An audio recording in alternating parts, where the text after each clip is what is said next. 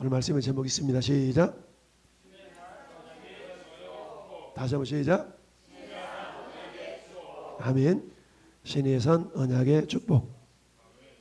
우리 성경을 어떤 주제로 보느냐에 따라서 쫙 매겨 흘러가는데, 보통 언약사, 언약의 관점으로 본다면 하나님께서 창세기에서 창조 언약, 하나님이 아담과 맺으셨던 창조 언약, 그건 뭡니까?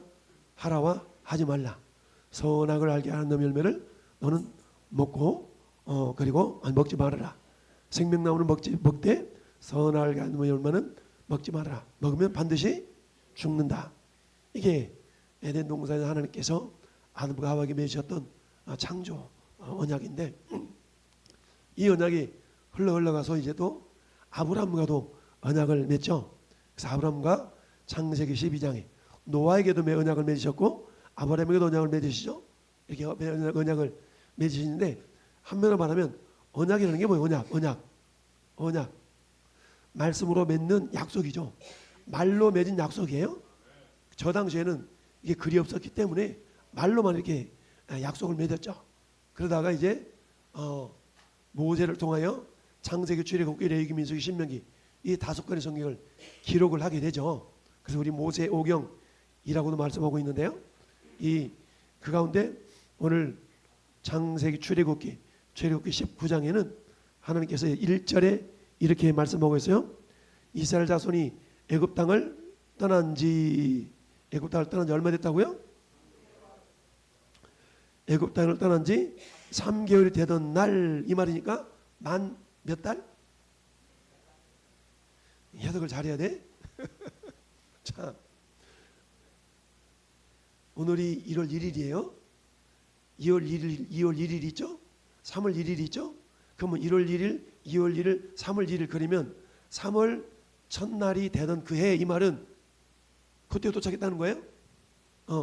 그러면 1월 1일에 출발해서 3월 1일이 되던 해에 되던 때에 도착했다는 얘기는 몇 개월 만에 도착했다는 얘기예요? 다시. 자, 내가 1월 1일 날 떠났어. 근데 1월 1일 날 떠났는데 2월 1일도 지나고 3월 1일도 떠나서 3월 1일 날 3월 달 되는 첫날에 3월 달 되는 그날에 도착했다. 3월 1일 날 도착했다는 얘기야. 그러니까 만 2달 만에 도착했다는 얘기입니다. 할렐루야. 우리 종수공사한테도 얘기했는데, 여러분들이 우리 중고등학교 다닐 때 국사를 배우면 가장 중요하게 여긴 것 중에 한 가지가 뭐냐면 연도. 가보경장 1594년 막 이런 거 1994년 뭐 이런 거 막 외우고 그러잖아요. 그 연도가 굉장히 중요한데, 성경에서도 여러분들이 잊지 말고 기억하면 참 좋을 연도가 몇 개가 있어요. 3개만 기억하면 3개. 첫 번째 연도는 오늘 출애굽 연도. 무슨 연도? 출애굽 연도가 뭐냐면은 나갑시다. 주전 1446년. 주전 1446년에 1월 15일 날 출발했어요. 우리 출애굽 12장으로 가볼까? 12장.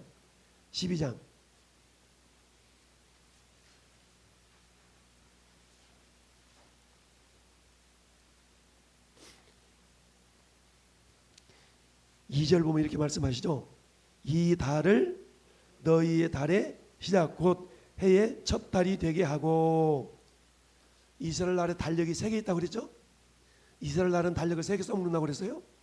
첫 번째 달력은 유대력이라는 것은 이스라엘 백성들은 하나님께서 아담을 창조한 날이 언제다라고 생각을 했어요. 그 날을 1월 1일로 정해서 이렇게 지켜오는 그런 종교력이라는 게 있어요. 유대력. 두 번째가 종교력이라는 것이 있는데, 이 종교력은 출애굽기 12장에 처음으로 생겨요.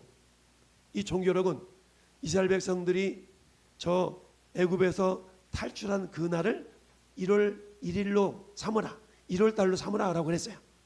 그리고는 1월 달로 삼고 이들이 출발할 때가 언제냐면 1월 15일이에요.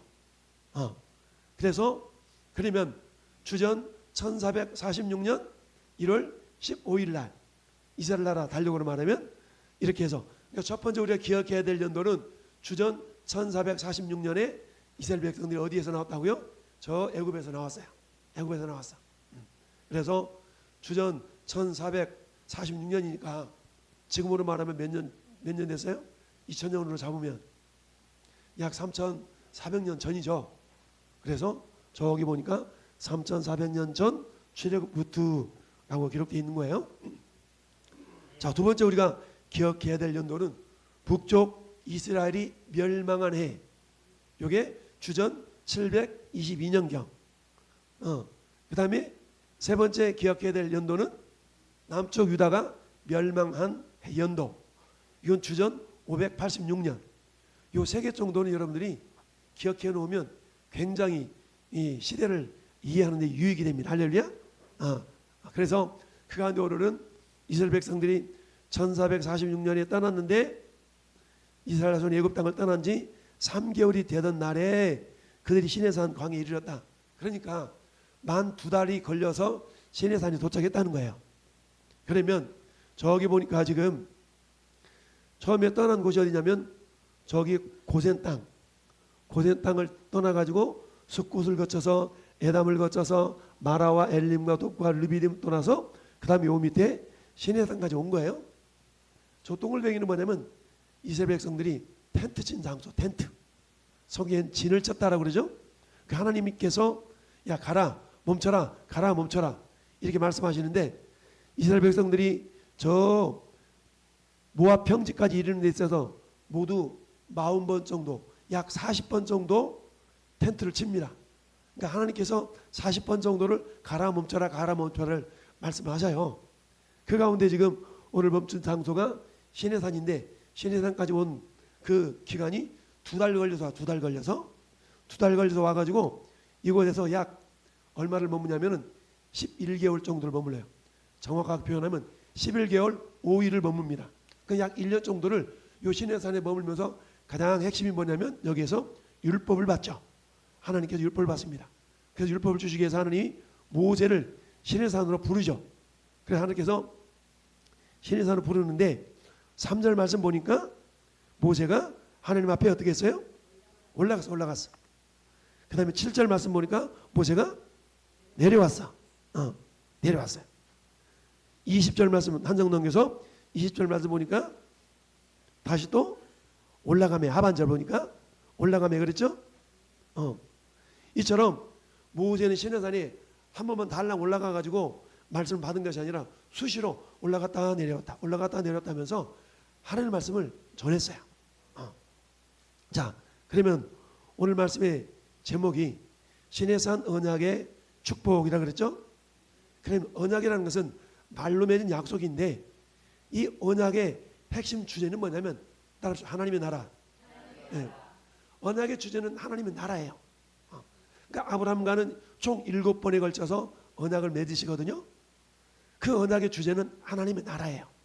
그래서 우리가 보통 나라가 구성되기 위해서는 첫 번째 필요한 게 뭐예요? 국민. 두 번째는 영토. 그 다음에 주권. 자, 우리가 대한민국이라는 나라를 구성되기 위해서는 뭐가 필요해요? 대한민국 국민이 필요하잖아요. 우리가 지금 5천만 명인데 애들을 안 낳아가지고 이대로 놔버리면 몇십 년 뒤에 가면 우리나라 없어진대. 그러니까 지금이라도 낳을 수 있으면 다들 낳아봐 새로. 애들 낳아야 돼. 자, 그렇게 해서 첫 번째 국민이 있어야 되고 두 번째는 뭐가 있어야 돼요? 영토. 자, 남북 합쳐가지고 우리는 22만 제곱킬로미터예요. 남쪽은 10만 제곱킬로미터. 이 땅덩어리 했단 말이죠. 그 다음에 세 번째는 뭐가 있어야 된다고요? 주권. 하나님의 주권. 그러니까 주권이라는 다른 말하면 법이죠. 법이 있어야 됩니다. 그러니까 우리는 헌법이 있잖아요. 헌법을 통하여 이 나라를 다스리는 통치권이 적용이 되는 겁니다. 마찬가지로 그러면 시내산 언약에도 역시 똑같아요. 시내산 언약을 통해 하나님께서 우리에게 복을 주시길 원하시는데 그 축복의 핵심이 뭐냐? 결국 너가 하나님의 나라를 이루는 백성이 되라는 얘기죠. 하나님의 나라를 이루는 백성이 되면 어떤 복이 있느냐? 이런 복이 있다 라고 주님이 말씀하고 있는 겁니다. 자, 그래서 모세가 하나님 앞에 올라가 가지고 여호와께서 산에서 그를 불러 말씀하시되 너는 이같이 야곱의 집에 말하고 이스라엘 자손들에게 뭐하라? 말하라 라고 얘기했어요. 여러분, 저 이스라엘 지도를 보면 오른쪽에는 조금 줄여가지고 넓게 해봤는데, 자, 지금 저 지역이 이집트는 지금도 이집트예요. 그죠? 저 때 이집트는 지금도 이집트거든요. 그런데 오른쪽에 보면은, 여기 보면은 모압, 암몬, 에돔, 이런 지역은 지금으로 말하면 요르단. 지금으로는 요르단이라는 나라가 옛날에는 암몬과 모압과 에돔이라는 그런 소왕국으로 이루어졌어요. 그 다음에 그 위에는 시리아. 보통 저기 다마스커스라고 사도 바울이 예수 믿는 사람 잡으러 갔던데, 저것이 다마스커스. 예루살렘에서 다마스커스까지 올라가다가 예수님 만나잖아요. 그게 다마색인데 저게 어디에 있냐면 지금 시리아에 있어요. 시리아. 그 다음에 왼쪽으로는 어디냐면 두로와 시돈. 두로와 시돈은 저 북쪽 이스라엘의 아합 왕시대 때에 이세벨 여인이 그야말로 우상을 가지고 북쪽 이스라엘 아합 왕의 부인이 되잖아요. 그때 두로와 시돈 땅이 지금으로 말하면 레바논. 그러니까 저것들을 여러분들이 기억하시면서 이스라엘의 지형을 이렇게 이해하면 복이 됩니다. 할렐루야. 자,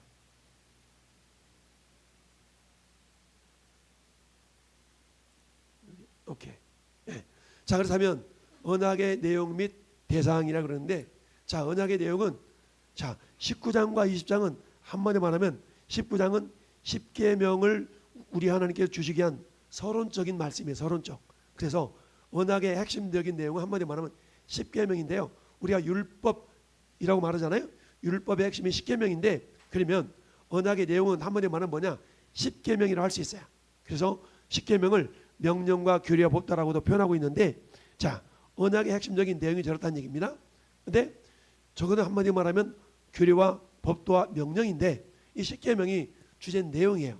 그러면 이 언약을 맺을 대상이 있어야 되겠죠. 우리가 누군가 약속을 맺어요. 약속을 맺으면, 내가 누군가 약속을 맺었다면 약속의 대상이 있어야 되잖아요. 하나님은 그 약속의 대상으로 이스라엘 백성들을 대상으로 잡았어요. 그런데 오늘 3절 하반절에 뭐라고 얘기했냐면 이렇게 얘기했어요. 모세가 하나님 앞에 올라갔더니 여호와께서 산에서 그를 불러 말씀하시되, 너는 이같이, 첫째요, 누구한테? 야곱의 집에 말하고, 두 번째 누구에게? 야곱의 집하고 이스라엘 자손은 어떤 차이가 있을까요? 네네, 그놈이야. 야곱의 집이나 이스라엘 자손은 같은 이스라엘을 나타내요. 그런데 야곱의 집이라고 표현한 것과 이스라엘 집이라고 표현한 데는 엄청난 차이가 있어요. 자, 야곱의 이름이 나중에 어떻게 돼요? 이스라엘로 바뀌잖아요. 그러면 야곱의 이름이 이스라엘로 바뀌었다는 얘기는 새로운 피조물이 됐다는 얘기입니다. 그러면 야곱이 이스라엘로 변하게 된 때는 우리가 잘 아는 창세기 32장에 야복 강가에서 야곱이 천사하고 씨름하잖아요. 근데 야곱이 천사를 못 이겨먹어. 근데 천사가 저주죠. 천사가 저주입니다. 그래서 이 야곱이 끈질기게 덤벼대니까 결국 어때요? 야곱의 환도뼈를 쳐가지고 야곱을 복종시키죠. 그런데 하나님께서는 야곱에게 네가 이겼다고 인정해 주는 겁니다. 이건 뭘 얘기하냐면, 우리가 하나님 향한 간절함과 사모함이 있을 때 하나님은 간절함과 사모함을 보시고 기도를 응답해 주시거든요. 그때에 그런 모습인 겁니다. 너무나 간절하고 절실하게 하나님 부여잡았기 때문에 하나님이 이길 수는 없잖아요.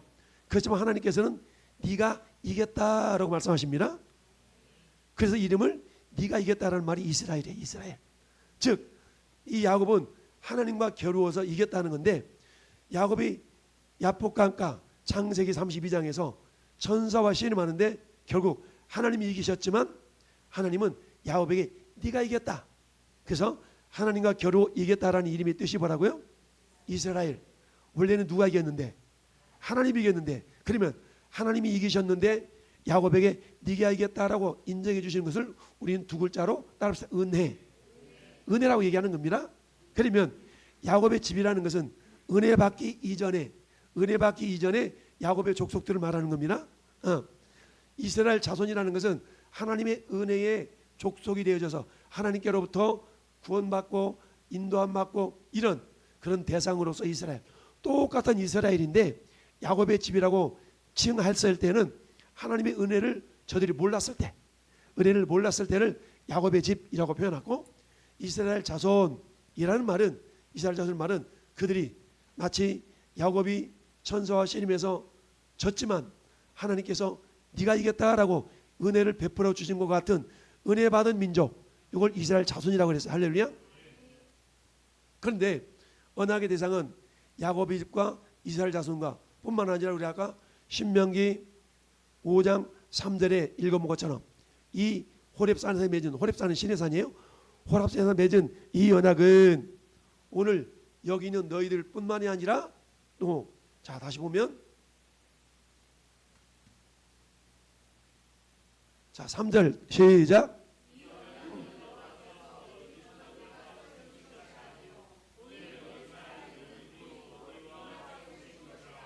아멘. 여러분, 자 출애굽기하고 신명기하고는 40년이 차이가 있어요. 이걸 기억해 두세요. 출애굽기하고 신명기하고 몇 년 차이라고요? 40년 차이. 그럼 40년 동안 어떤 일이 있었냐면, 40년 동안에, 자 저기 지도를 보면 여기에 보면은 저기에 가데스 바네아라는 지역이 있죠. 가데스 바네아는 어떤 곳이냐면 하나님께서 12명의 정탐꾼을 가나안 땅으로 보냈던 장소가 가데스 바네아예요. 12명의 정탐꾼이 40일 동안 정탐을 하고 돌아와 가지고 여호수아와 갈렙을 제외한 모든 10명이 우리 못 들어가, 저들 우리보다 강하고 우리 메뚜기 같아 못 들어가 라고 부정적인 보고를 하죠. 그랬더니 백성들이 여호수아와 갈렙의 믿음의 보고는 외면하고 부정적인 보고를 한 10명의 말을 듣고 우왕좌왕하면서 원망하고 불평합니다. 그리고 이렇게 얘기해. 차라리 지도자를 세워가지고 저 애굽으로 다시 돌아가자. 이렇게 막 원망하니까 하나님 마음이 상한 거야.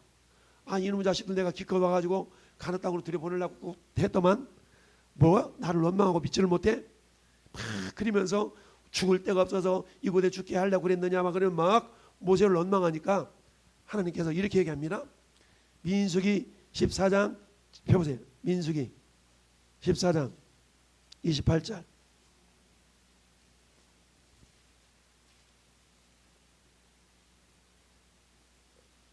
자 27절 28절 읽어봅시다. 시작.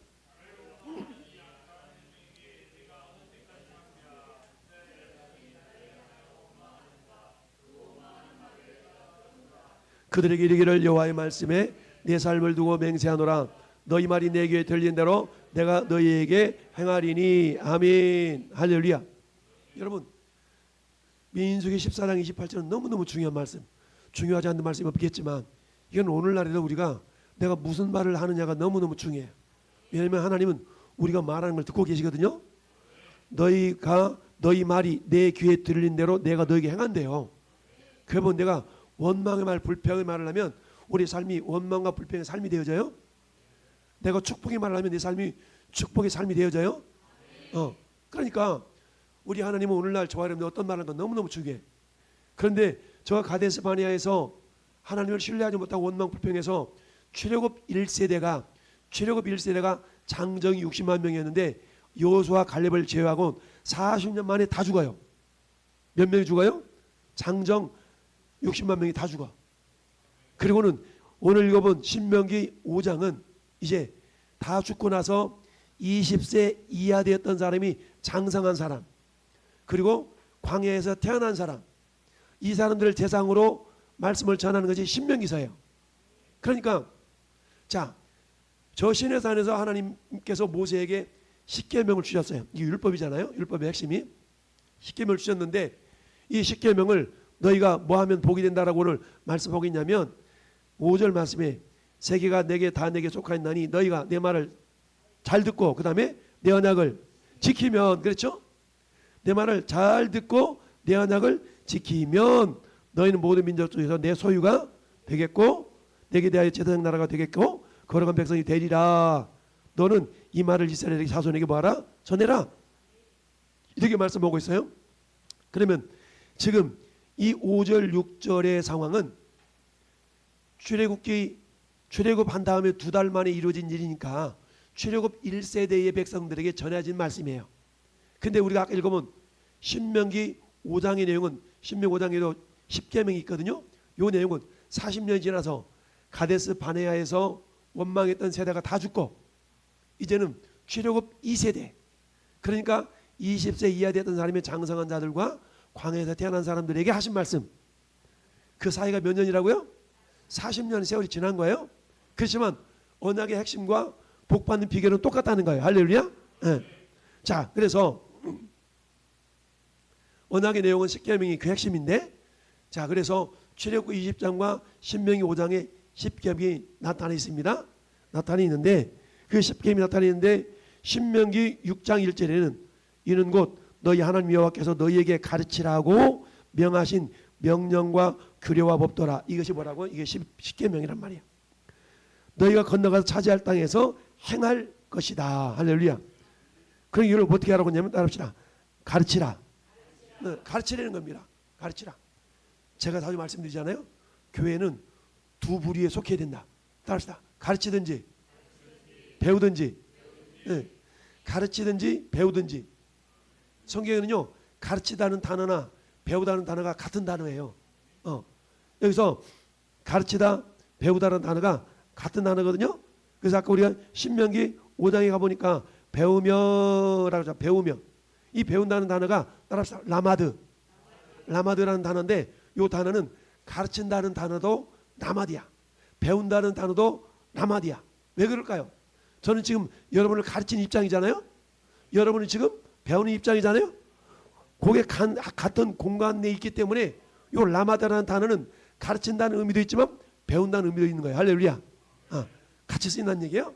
자, 그래서 언약의 내용은 십계명인데 언약의 대상은 첫째는 야곱의 집. 야곱의 집은 어때요? 은혜 받지 못했을 때 그야말로 그런 족속이지만 하나님은 은혜를 베풀어서 이스라엘 자손으로 삼으셨다. 그리고 어때요? 아까 5장 3절에 읽어본 것처럼 이 언약은 우리 여호와께 우리 조상들과 세운 것이 아니요, 우리 조상들이란 말은 어때요? 광야의 1세대만을 얘기하는데 그 1세대만을 위한 것이 아니요, 오늘 여기 살아있는 우리 곧 우리와 세우신 것이라. 그러니까 우리는 누구예요? 출애굽 2세대, 출애굽 2세대를 말씀하고 있어요. 그런데 2차적으로 그렇지만 제3차적으로는 오늘 이 시대를 살아가는 저와 여러분들을 향한 말씀입니다. 할렐루야. 자, 그래서 창세기 49장 7절 말씀에는 누구에 대한 얘기가 나오냐면 시므온과 레위에 대한 이야기가 나와요. 창세기 49장에는 우리가 야곱의 축복이라는 노래도 있잖아요. 야곱이 12명의 아들들을 축복하는 내용이 나오는데, 그런데 특별히 그 아들 가운데 시므온과 레위에 대해서는 축복이 아니라 저주를 합니다. 왜 저주를 하느냐? 여러분, 이 야곱의 딸 딥나가 저 세겜성에서 강간을 당한 일이 있었어요. 이 강간 당한 사건 때문에 어떤 일이 발생하냐면 그 세겜성을 시므온과 레위가 가가지고 그 남자들을 다 죽여버려. 그러니까 야곱이 너무 놀란 거야. 자기는 이방 땅에 있는데 거기 주변에 있는 나라들이 합세해가지고 자기 자식과 자기를 다 죽일 수 있는 그런 상황이거든요. 그러니까 야곱이 너무너무 놀란 거야. 그래서 말년에 자기 자식들을 축복하는데 시므온과 레위를 축복하는 것이 아니라 저주를 했어요. 어떻게 저주를 했냐? 이렇게 저주를 했어요.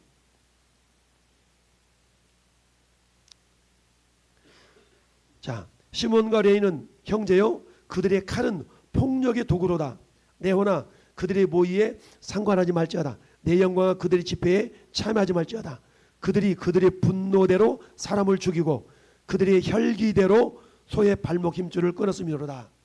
그러니까 야곱은 자기 시므온과 레위 두 아들이 혈기대로 행했다는 거예요. 혈기대로 행한 것이 복이 안 된다는 얘기입니다. 전에 여러분들도 말해요. 우리가 에베소 4장 보면 너희가 분을 내어도 죄를 짓지 말며, 그런 말이 있죠. 해가 지도록 분을 뽑지 말고. 인격적인 존재니까 분을 낼 수도 있지만 죄 짓는 데까지 가면 안 돼. 근데 시므온과 레위는 혈기로 죄를 짓다는 거예요. 그래서 그 노여움이 혹독하니 저주를 받을 것이요 분기가 맹렬하니 저주를 받을 것이라. 내가 그들을 야곱 중에서 나누이며 이스라엘 중에서 흩으리로다. 여러분, 결국 이제 어떤 일이 발생하냐면 시므온은요 독립된 땅을 얻지 못하고, 독립된 땅을 얻지 못해. 가나안 땅에 들어가서, 레위도 어때요? 레위 집부터 자기 땅을 못 얻어 12지파에 흩어져 가지고 성읍을 48성읍을 얻어서 살아가게 돼요. 그런데 그랬던 저주받았던 레위지만 하나님께서 뭐라고 말씀하시면 제사장 나라 거룩한 백성. 제사장이라는 건 어느 지파에서 나와요? 레위 지파에서 나와. 저주받았던 레위인데 그 지파에서 제사장이 나오거든요. 그것은 뭐예요? 축복을 받았다는 얘기야. 야곱은 저주했지만 하나님은 그 레위를 축복하신 거예요. 할렐루야. 이걸 두 글자로 말한다고요? 은혜라는 은혜. 저와 여러분들과 마찬가지. 죄와 허물로 죽었던 저와 여러분들을 살리셨는데 에베소서 2장 5절 8절이 보니까 은혜로 구원을 받은 것이라. 할렐루야. 전에 여러분들 이 자리에 앉아 있는 것은 뭐라고요? 하나님의 은혜. 내가 잘나서 앉아 있는 게 아니야. 레위 지파에서 제사장이 나오는 것은, 제사장 삼으신 것은 그들이 잘나서가 아니라 주님의 전적인 은혜입니다. 할렐루야. 그래서 레위 지파를 민수기 3장 12절에서 우리 하나님 이렇게 말씀하셔요. 보라, 내가 이스라엘 자손 중에서 레위인을 택하여 이스라엘 자손 중에서 태를 열어서 태어난 모든 자를 대신하게 하였은즉 레위인은 내 것이라. 야곱은 자기 아들 레위를 저주했지만 하나님은 그런 레위를 선택해서 하나님이 소유 삼으셨어요. 그 말은 그에게 은혜가 입었다는 얘기입니다. 할렐루야. 따라서 언약의 대상은 야곱의 집뿐만 아니라 이스라엘 자손뿐만 아니라 오늘 시대를 살아가는 저와 여러분들도 그 대상이라는 얘기입니다. 할렐루야. 신명기 29장 14절이 이렇게 말씀하세요. 내가 이 언약과 맹세를 너희에게만 세운 것이 아니다. 그러면 생각해 보세요. 자, 신명기서는 출애굽 이후에 40년 지났다고 그랬죠? 출애굽기는 출애굽 1세대, 신명기는 출애굽 2세대예요. 그러면 아까 신명기 5장 3절에서는 너희 조상들과 이 언약을 세운 것이 아니라 오늘 여기는 너희들 거 세운 거야. 이랬죠? 근데 29장 14절에는 내가 이 언약과 맹세를 너희에게만 세운 거 아니야. 여기 있는 너희한테만 세운 것이 아니라 오고 오는 세대들에게도 세운다 이 말이야. 할렐루야. 그래서 이 언약이 저와 여러분들에게도 그대로 적용이 됩니다. 그래서 오늘 살아가는 저와 여러분들에게도 그 언약의 내용이 적용이 된다.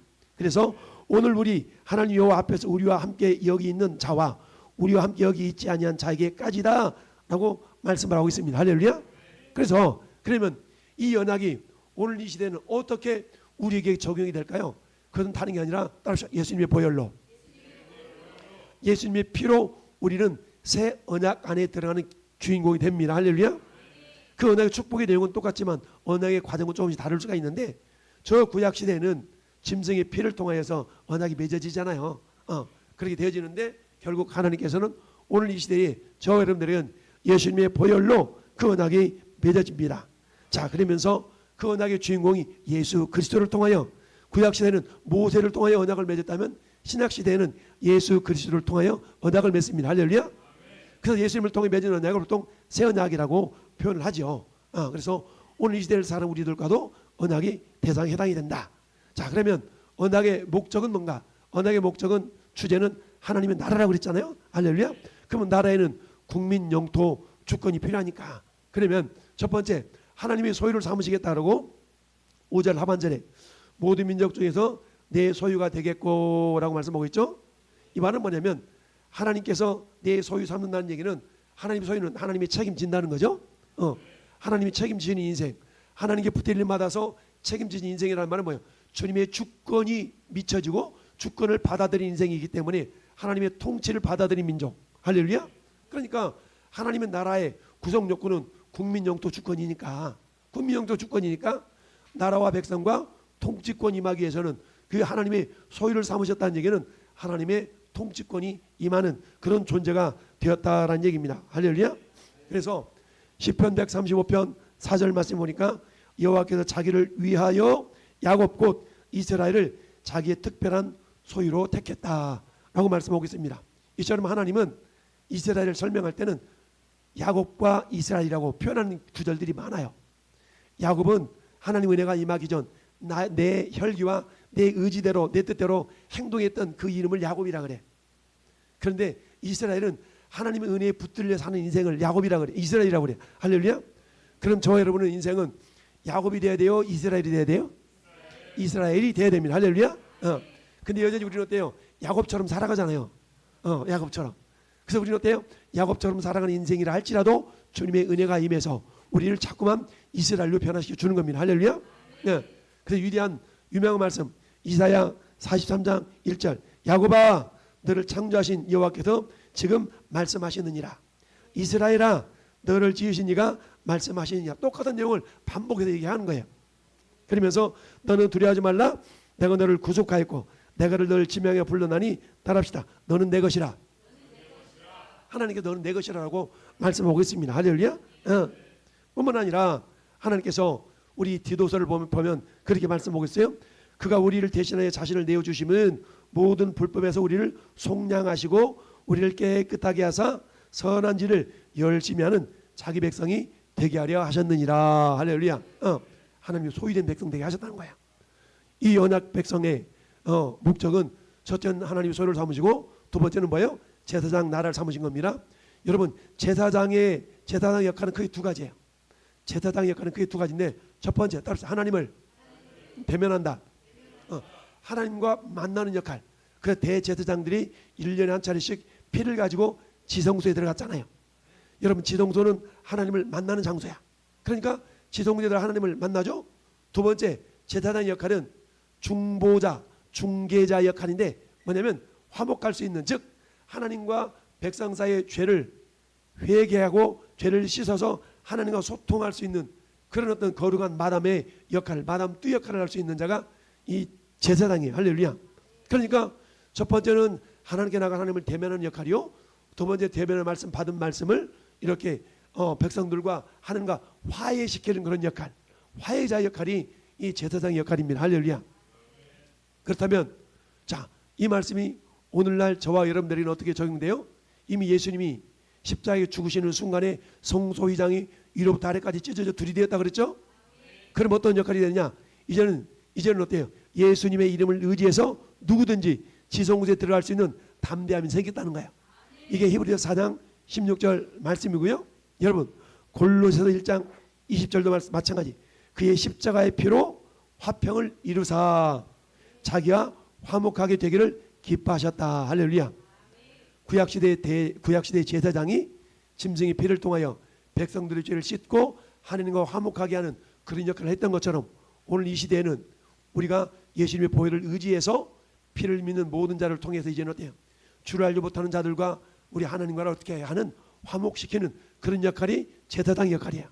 이 역할이 저와 여러분의 역할입니다. 할렐루야. 네.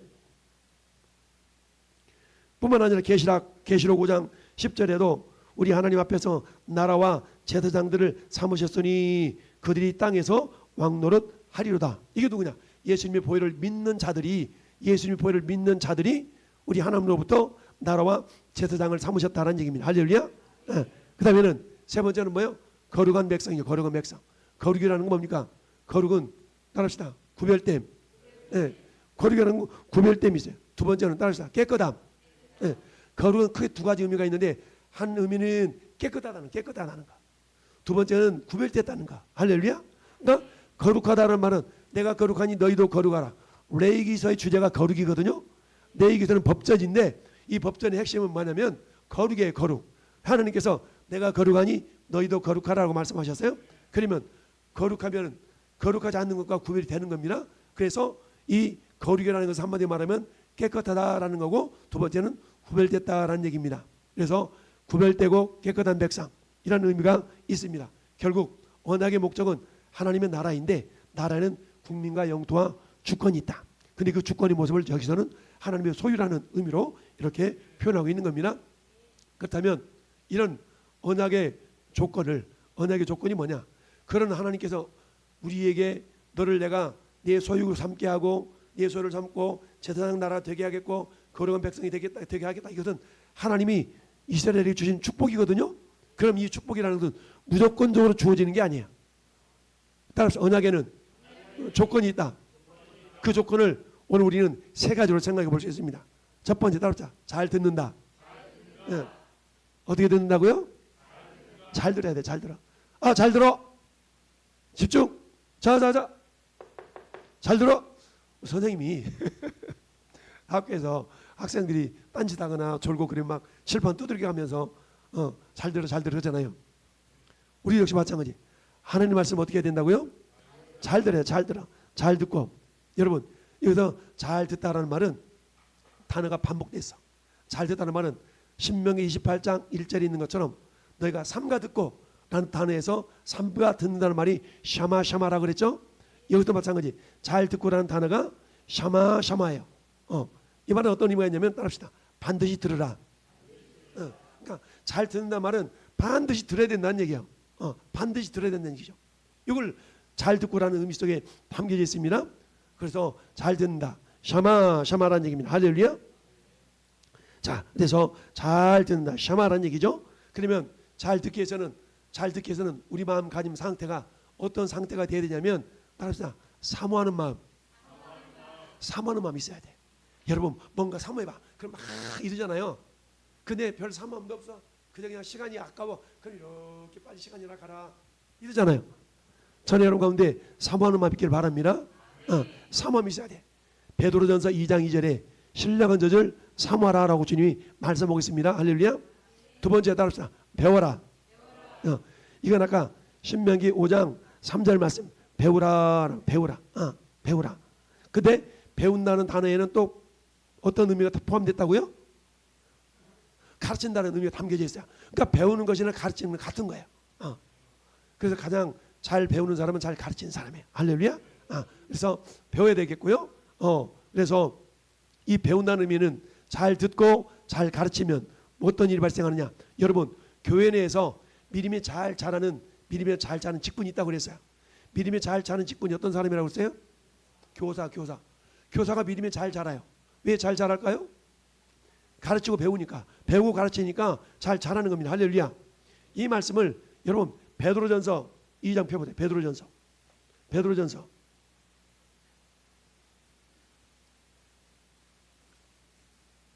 베드로전서 2장 6절 시작. 성경에 기록되었을 때 보라 내가 택한 보통이 돌을 시온에 두었으니 그를 믿는 자는 부끄러움을 당하지 아니하리라. 아멘. 2절에는 갓난 아이들 같이 순전하고 신령한 젖을 보아라 사모하라. 그렇죠? 사모하라. 6절에는 믿는 자는 믿으란 말이죠. 그 다음에 자 8절 하반절 8절 보니까 시작. 또한 부딪히는 돌과 걸려 넘어지게 하는 바위가 되었다 하였느니라. 그들이 말씀을 순종하지 아니함으로 넘어지나니 이는 그들을 이렇게 정하신 것이라. 그러면 순종하지 아니함으로 넘어졌다는 얘기는 서기에서는 순종해야 되겠죠. 할렐루야. 그러면 이 순종한다는 말은 샤마라는 단어도 순종하는 단어야. 복종하는 단어도 됩니다. 자, 그러면 우리가 보세요. 9절이 그러나 너희는 택하신 족속이요 왕같은 제사장들이요 거룩한 나라요 그의 소유가 된 백성이니 그랬죠? 베드로전서 2장 9절에 이 말씀이나 오늘 출애굽기 말씀이랑 똑같은 말씀이에요. 그러면 이 말씀이 우리에게 주어졌는데 이거는 그냥 주어진 것이 아니라 이것도 조건적이라는 얘기죠. 그러면 그 조건은 뭐냐? 사모해야 되는 믿음이 있어야 되겠고요. 믿는 믿음이 있어야 되겠고요. 순종하는 믿음이 있어야 됩니다. 할렐루야. 그걸 통하여 우리에게 주어진다는 얘기입니다. 그래서 잘 들으면 따라서 믿음은 들음에서 나며 믿음은 들음에서 나오는 거예요. 샤마가 되면 믿음이 생겨서 지켜 행하게 되는 겁니다. 할렐루야. 따라합시다. 잘 듣고 배우면 지켜 행할 수 있다. 그렇습니다. 잘 듣고 배울 때에 지켜 행할 수가 있는 겁니다. 그러니까 지켜 행하는 것의 기본은 어디로 가는 거예요? 샤마로 가네요. 샤마로. 듣는 대로부터 가는 겁니다. 잘 들어서 배우면 여러분 지켜 행할 수 있는 능력이 생겨요. 그래서 지켜 행한다라는 단어는 지킨다는 단어는 샤마르라는 단어인데요. 이 지켜 행한다는 말은 아싸라는 단어예요. 그러니까 저건 두 개 단어가 합쳐진 건데 지켜 행한다. 어쨌든 지켜서 행하는 겁니다. 이럴 때에 하나님께 우리에게 어떤 복을 주시느냐? 내가 너희를 어떤 존재 삼겠다? 내 소유. 하나님이 책임지시는 존재. 할렐루야. 두 번째 제사장 나라. 내가 이제는 어때요? 하나님을 대면할 수 있는 관계. 하나님 대면하는 것뿐만 아니라 주를 알지 못하는 자들 하나님께로 이렇게 이끌어갈 수 있는 존재. 그런 존재가 됐다는 거고요. 세 번째는 어떤 존재? 거룩한 백성. 어떤 상황 속에서 내가 구별된 존재가 됐다는 얘기입니다. 할렐루야. 그런 존재를 하나님께서는 우리에게 복이 되게 하신다는 얘기인데, 자, 신의 산 언약의 축복은, 이 축복의 내용은 우리가 본 것처럼 베드로전서 2장 9절에도 그대로 적용됩니다. 근데 그 조건은 똑같아요. 샤마가 돼야 돼. 샤마. 잘 듣는다. 이 듣는다는 말을 사도 베드로는 베드로전서 2장 2절에 사모한다라는 말로 표현하고 있어요. 할렐루야. 두 번째는 배운다는 얘기는 2장 6절에 믿으라는 나가요. 배워서 익히고 믿으라는 얘기입니다. 할렐루야. 그 다음에 세 번째는 뭡니까? 지켜 행한다라는 얘기입니다. 지켜 행한다라는 얘기는 베드로전서 2장 8절 순종한다. 행한다는 얘기는 순종한다는 얘기입니다. 할렐루야. 그러니까 여러분 잘 듣는다. 잘 듣는다는 말은 경청한다는 뜻인데 이 말은 다른 말로 말하면 복종한다는 의미도 있어요. 잘 순종, 잘 지켜 듣는다. 잘 들어야만이 어떻게 돼요? 지켜 행할 수 있는 능력이 나오는 겁니다. 지켜 행할 수 있는 믿음이 나오는 겁니다. 할렐루야. 그래서 오늘 하나님께서 저와 여러분들에게 이처럼 하나님의 소유를 삼으시는 복, 하나님 제상 나라 삼으시는 복, 거룩한 백성 되게 하신 복이 있는데 이 복은 거저 주어지는 것이 아니라 어떤 조건을 통해서 이루어진다고요? 하나님의 말씀을 잘 들어야 되겠고 그 다음에 잘 배워야 되겠고 할렐루야. 지켜 행할 때. 그런데 이것은 가장 기본이 어디로부터 온다고요? 잘 듣는 데로부터 오는 겁니다. 할렐루야. 그래서 이스라엘 백성들은 항상 말씀을 듣게 했어요. 듣게 했어. 그러면 여러분 말씀을 잘 듣기 위해서는 여러분들이 말씀을 읽으면 돼. 말씀을 읽으면 내가 듣잖아요. 그러니까 복이 되는 겁니다. 그래서 결론적으로 한 절 찾아보고 마칩니다. 계시록 1장 3절. 계시록 1장 3절.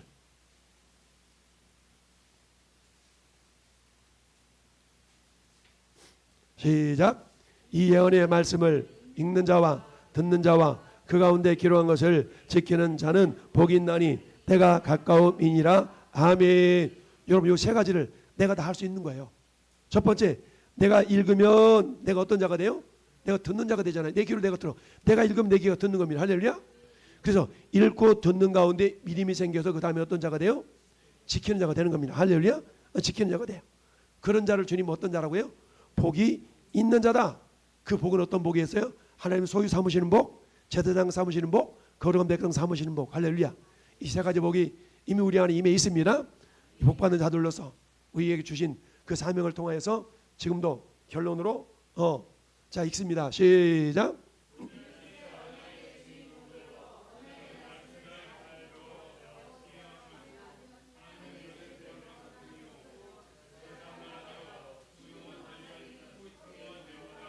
아멘. 할렐루야.